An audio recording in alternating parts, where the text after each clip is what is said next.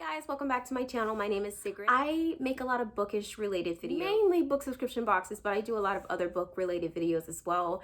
Today's video, I'm going to be doing something a little bit different. Someone has recently asked me to do a bookshelf tour, and right now I don't feel as though I am just ready just yet. My shelf just looks a hot mess, and it's not ready yet for a book tour just yet. It's not. So what I'm going to do instead is do something a little bit even more personal. I'm going to be going back home tomorrow. So I want to see my mom, and my sister just had a baby recently. So I have not seen my family in years because of law school, and I actually worked 2 jobs while I was in law school. So I never had the opportunity to take off and go home, and I never had the money to like just, you know, up and go home. I really just, it's time. I really need to go home. And so one of the perks of going home is that I get to see my bookshelf from when I was little. So I have the same bookshelf from, I think that my mom kept all of my books from when I was a kid and when I was a teenager. So I really don't remember what I read growing up, but I'm super excited to take you guys with me and like show you guys that personal side of me. And so what I'm going to do in this video is I'm going to tell you guys what I expect to be on that bookshelf, like if I remember correctly. And I could be wrong, so you guys going to see in the next clip if I'm going to be wrong or not. But so I expect to see Harry Potter books. I expect to see Twilight books, a lot of books from Sophie Kinsella. I believe I had like every single Sophie Shopaholic series from her. Let's see what else. Fear Street. I was a huge R.L. Stine Fear Street fan. I think I collected them as well. So I'm not really sure exactly what will be on the shelf, but I expect to see those. So I'm super excited to share with you guys like what it is. So you guys will be seeing me go home and visiting my mommy and seeing the new baby, and I'm super proud and happy that I can do this now. But yeah, so stay tuned. Hi guys, it's Sigrid again. So just wanted to do a quick update. So I know my last clip was me kind of telling you guys that I was going home, and well, I shouldn't have to re-summarize it. I'll just kind of explain. So I am back from my vacation, and when I went to my mom's house to see my bookshelf, first of all, I took my nephews, who would have probably bothered me if I had chosen to film there. So I didn't film. And also, like, I just feel like it wasn't good lighting in my mom's house, and she's in the process of moving, so it just wasn't a good area for me to film in. So what I did was I shipped all the books that I wanted to kind of talk about to myself, and I put off filming this video because I really thought the books were lost in the mail. Like, that's how long it took. Media mail is supposed to take a long time, but not that long. So I sent myself this giant box. I don't think I can pick it up, but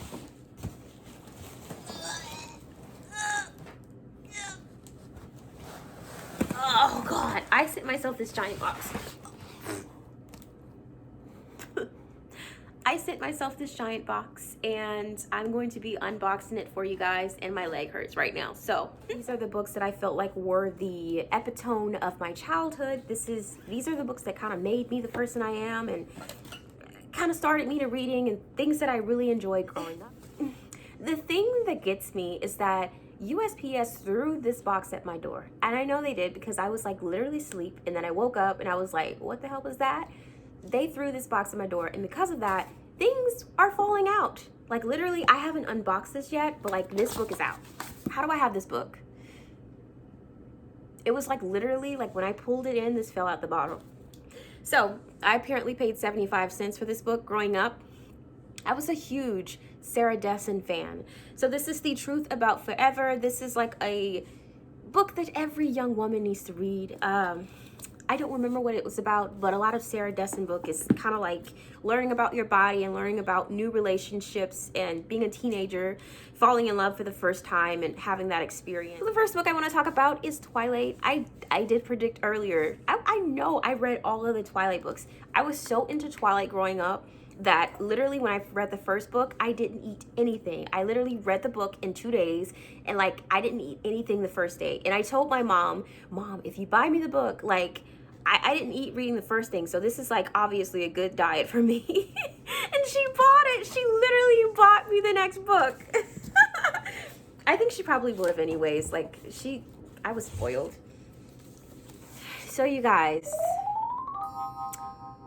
I know that everybody is boycotting Harry Potter, but I made a discovery. I never finished the Harry Potter series. I literally tell everybody that I finished the Harry Potter series. And this is book 3. I didn't get past book 3. There's like 7 books. I think what happened was I read to book 3 and then I started watching the movies and I was like, well, there's no point in reading the rest of them.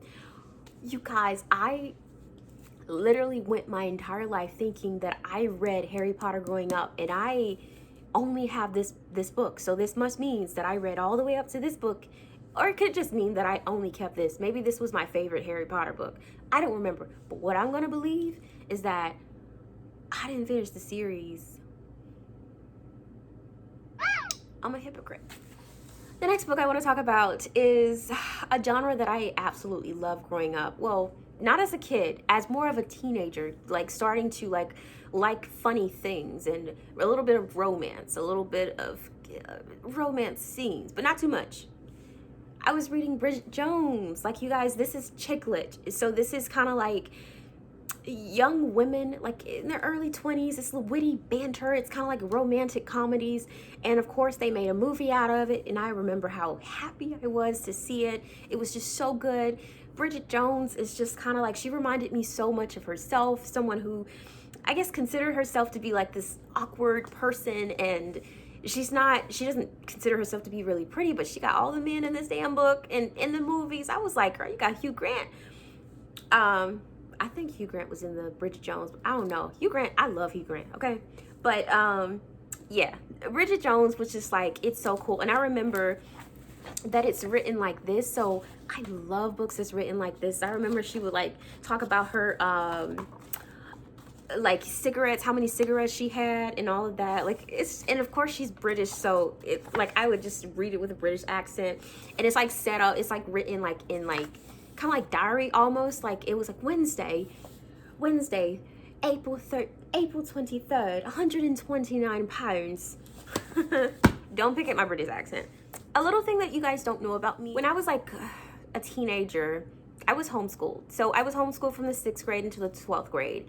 So my mom, like, I guess to make up for it, I don't know, but she would just get me anything I want. So I had aspirations to be a writer, and she enrolled me into this like writing school that you would kind of learn how to write children's books. So these are some of the textbooks that I was sent. So there's actually, no, I think this was a book that I bought on my own, but this is Writing for Magazines, a beginner's guide from inspiration to publication. So how to succeed as a children's writer, advice from 15 award-winning writers, searching a research guide for writers. So this was more of a non-fiction stuff. This one, the concise guide to copy editing, preparing written work for readers. This freelance writing for magazines and newspapers, breaking in without selling out. Book markets for children writers, 2007. I remember like reading through these, like it would have like everything that you would need to basically like send your manuscript to like all of the companies. So it has the address, it has publisher's interest, freelance potential, like all of this. Yeah, I thought it was really good. I mean, it's 2007, so I don't know if everything is still good, but like I'm hoping to look through it and see if I want to get back into writing. So have the Essentials of English, 5th edition, a practical hand guide, a practical handbook covering all the rules of English grammar and writing style. You guys, I currently already have the entire movie series of Harry Potter, but look at this. Hypocrite, you guys, hypocrite. I literally sit up here and say Harry Potter got me into reading, but y'all, I got this when I was a teenager at a Black Friday in Walmart, because you can see promo. It is still sealed. I didn't even watch the movies. Like, oh. You guys already know. I told you that I was going to have Sophie Kinsella, but I do not have every Sophie Kinsella book. So, Mini Shopaholic, I actually currently have that already on my shelf, but I just couldn't leave it because my mom is moving, and so I just know that she's going to throw them away, and I want to do it, okay? If anybody's going to give my babies away, it's going to be me, okay? So I got this when I was in college because I was kind of interested in dating and it seems like a good idea. But this is Steve Harvey's like kind of self-help book, relationship book, Think Like a Man, that was made into like this comedy. But like a lot of people swore by it around those times, and like I was just like, I have to get this so I can like learn how to like keep a man, honey, because it didn't help. I'm still single. Another thing that I completely forgot, maybe I didn't, but there's like these like Gossip Girl, It Girl, and these type of novels. So this is called Ask Me Anything. Yeah, so I don't know if you guys remember like this like era, but there was like this whole like Gossip Girl craze where it's like a beautiful girl model like person on the cover, and it's very like fancy background, and it was all kind of like you wish you were her, you always want to be her kind of thing, like you're so like, you know, she's the girl that everybody wants to be kind of thing.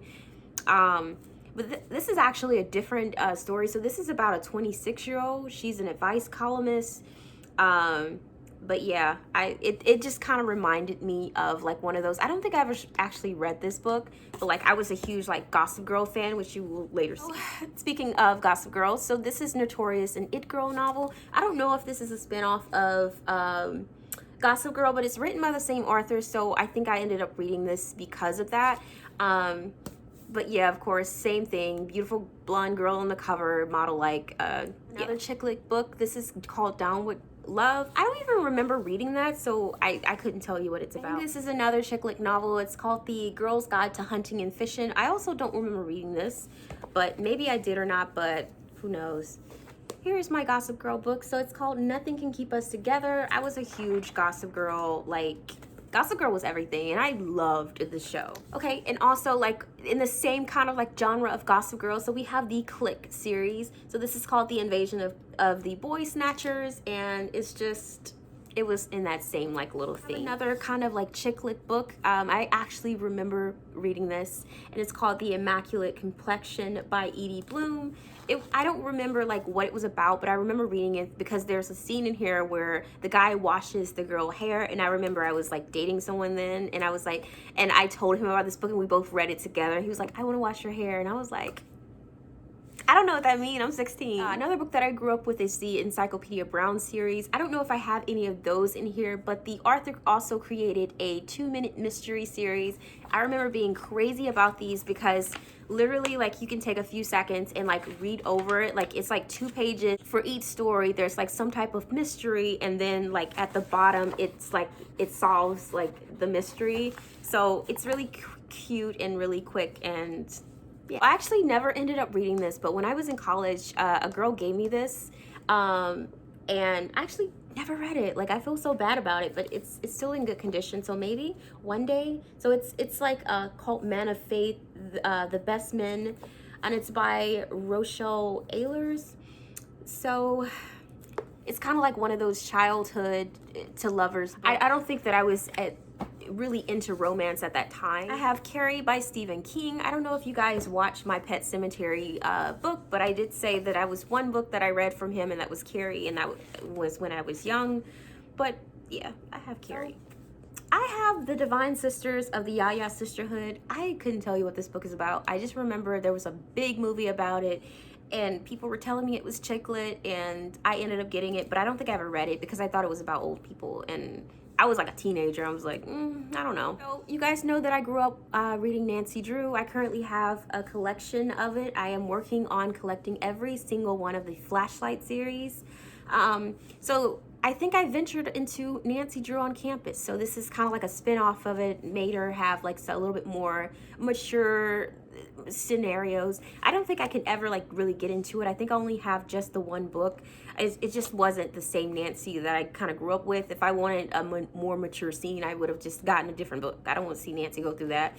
But I think it was still childlike, if I remember correctly. I don't think it was anything like inappropriate. It was just, Nancy, like the Nancy we all know going to college. I used to be subscribed to the Pop Sugar Must-Have box and in college, and I used to get like so many like things that I would be like, I'm gonna save these for gifts and then give it to people. But that box was so expensive. I think it was like $50 every quarter. But like one of the things that I got in it is the Can't Cook cookbook. And I think if I remember correctly, like I always tab things that I use. So I was just like, I still can't cook, so I might as well take this back with me. So, and it was still in good condition, you guys. Like, I hate leaving a book when it's in good condition, but it just sounded like something I probably could use right now. Sweet Valley High. Do you guys, okay, did you guys grow up on this? Because I grew up on Elizabeth and I think her name was Elizabeth and Jessica, right? Jessica and Elizabeth, yes. So these are like twins, and they just be going through like stuff, but like, I don't remember exactly what they went through, but I remember like being like 11 or 12 years old, reading Sweet Valley High, and like learning things, like things people should know. Like I remember one of the twins like went and got like sanitary napkins. That's what they called them back in the day, because you know I'm old. But sanitary napkins from a drugstore. And I remember like that was around the time where I was like starting to change, and like, yeah, like, you know, this book kind of helped me through. So I found some more of my writing school textbooks. So this is called Best of the Children's Market, a collection of over 80 articles and stories published by leading children's magazines. So, I mean, this is like a series of articles, so you can kind of study and see like why these are like published articles. So we have the Magazine Markets for Children Writers 2016. So this is kind of similar to the other book that I was talking about, but this is like magazines. I remember seeing highlights for children in here. So it includes the address to send your manuscript and kind of like a little tips on like what they accept and what they don't accept, what they're looking for. I mean, of course it's outdated because it's 2006, but I just thought it was really helpful back then, and I didn't just want to leave it. Next, I have Something Borrowed by Emily Griffin. This is actually one of my favorite movies. I just really absolutely love this book and the book series. I feel like I'm so much like Rachel that it's crazy. So of course it's about this girl who, she went to law school. So hello. So she went to law school, and she ended up like having this study partner. And she has this best friend who's like wild, and she's like really flirty and outgoing, but Rachel is kind of just not like that. So she's like really shy and just kind of really introverted, and she has a crush on her study partner, but she never says anything or make any moves. So her friend decides to swoop in and take him. Okay, and she asked Rachel beforehand, and Rachel was like, no, go ahead, because she didn't want to upset her friend or make anything awkward, because she was just like, there's no way he likes me. So they ended up, like, it actually was a thing where he ends up marrying the friend, and like it became a thing where it's like Rachel was just like, man, I missed my chance. When it comes to the most owned series, as I stated in my earlier clip, it is Fear Street by R.L. Stine. I was obsessed with this series. It's usually, it's a YA. I remember seeing these, going to Dollar General and picking up these books, and now one book is like $13 on eBay. So I'm just gonna show you guys the different ones. So The Face, Curtains, The Babysitter 3, Call Waiting, Fear Street Saga #1, A New Fear, The Dare, Broken Heart, Surprise Party, Goodnight Kiss, which I think is about vampires, Rome #2, Sunburn, Missing, and Broken Date. After R.L. Stine, I ended up branching out into similar books. So I have The Immortal by Christopher Pike, which I actually enjoyed, I remember. Drifter by Richie Tangerson-Cusick. I have Driver's Ed by Carolyn B. Cooney. Pool Party by Linda Cargill. One Night by Marcia Qualley. Obviously I paid $1.97 for this, guys. April Fool by Richie Tangerson-Cusick. So that is everything that I brought from home. There was like a lot of books in there. I don't even know how many it was, but those are some of the books that I feel like really shaped me into the adult that I am. Things that I really enjoyed, and I learned some dark secrets that I probably will never share with anyone in real life. So you guys got me there. Harry Potter. So, yes. Thank you guys so much for watching this vlog. I really hope that you stayed with me until the end. I know it was a long video, but I thought that this was a little bit personal to get to know me a little bit better. So yeah, that is everything that I have for you guys today. Feel free to check out my other videos. Until next time, I will see you. Bye.